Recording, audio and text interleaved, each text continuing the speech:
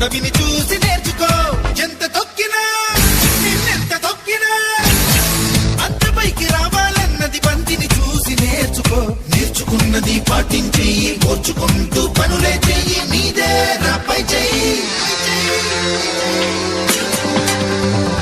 నవ్వే వాళ్ళు నవ్వని